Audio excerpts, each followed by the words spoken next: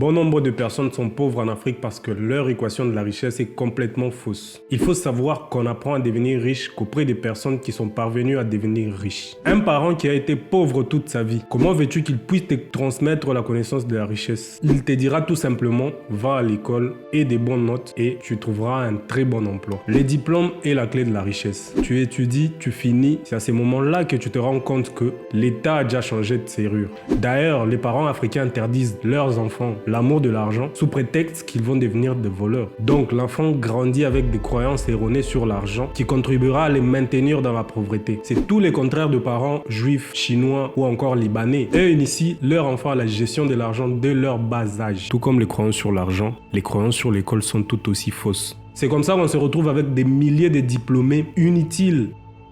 Et d'ailleurs, est-ce pour l'argent qu'on étudie? Étudions-nous pour un emploi? C'est quoi les buts de l'éducation? Les systèmes politiques sur notre continent font en sorte qu'on parle que de programme. L'objet quand on parle de l'éducation, c'est le programme, encore le programme. Ça, c'est le quoi. Mais on parle très peu du comment et quasiment presque jamais du pourquoi. La question dans quel but on éduque à l'échelle politique devait être la question la plus importante pour nos États. Dans cette vidéo, nous allons parler du pourquoi de l'éducation. Le pourquoi de l'éducation est mélangé à une question qui est beaucoup plus pragmatique qui est le pouvoir. Ça risque d'être plus long que d'habitude, mais regarde cette vidéo jusqu'à la fin, je t'assure, il y a des choses très intéressantes. Et puis une chose, puisque l'algorithme de réseaux sociaux favorise d'abord la zone où tu te trouves, et vu que je me retrouve dans un pays anglophone, je compte sur toi pour partager et laisser un pouce bleu pour atteindre beaucoup plus des francophones. So, let's go. 1881, la guerre de l'opium. La marine anglaise fracasse la marine chinoise. Mais comment est-ce que la marine anglaise a pu humilier de la sorte la marine chinoise? Pourtant, l'empire chinois est de loin une grande puissance de l'innovation. Depuis près de 4000 ans, ils ont inventé la poudre à canon, le feu d'artifice, la boussole, les sismographes, la vaccination et même la monnaie papier telle qu'on la connaît aujourd'hui. La marine anglaise a fracassé la marine chinoise à cause d'une différence fondamentale. La machine à vapeur. À l'époque, les Anglais sont industrialisés, mais pas les Chinois.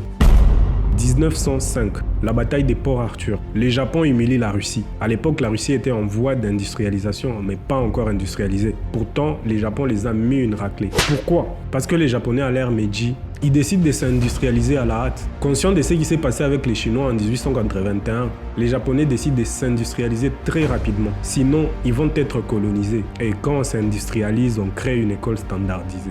L'école traditionnelle telle qu'on la connaît est structurée pour apporter des compétences industrielles à l'échelle nationale. Fondamentalement, si vous n'avez pas cette école, il est corrélé que vous n'êtes pas un pays industrialisé. Et si vous n'êtes pas un pays industrialisé, vous êtes un pays faible, à la merci de tout le monde.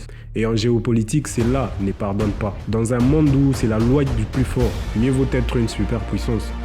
Les attributs de la superpuissance, c'est un grand territoire maîtrisé, donc industrialisé, et une population éduquée. Si vous avez un grand territoire mais une population non éduquée, vous n'êtes pas une superpuissance. Prenons un peu des exemples de superpuissances dans le monde. Par exemple, les États-Unis, un grand territoire maîtrisé et une population éduquée. La Russie, un grand territoire maîtrisé et une population éduquée. Et même que l'éducation en Russie, c'est sacré. La Chine, un grand territoire maîtrisé et une population éduquée. L'éducation est un instrument de pouvoir. Désolé, mais je vais vous choquer. Non, on n'étudie pas pour un emploi.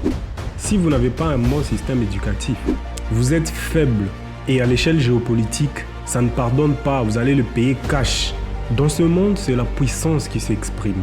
Les grandes puissances s'affrontent depuis la nuit des temps et cela n'est pas prêt à s'arrêter. Martin Luther King avait dit que ceux qui veulent la paix doivent être mieux organisés que ceux qui veulent la guerre. En gros, qui veut la paix prépare la guerre. Et la meilleure façon de préparer la guerre, c'est d'éduquer sa population. Les personnes qui passent par le banc de l'école sont le premier soldat qui compose l'armée d'une nation. Donc au départ, nous étudions pour l'industrialisation de nos pays. So, dis-moi, la qualité de l'enseignement de ton pays le permettra de s'industrialiser? Et quelles sont les choses à faire pour sortir l'Afrique de la pauvreté? Mets-moi ça en commentaire et on se voit à la prochaine vidéo. Ciao.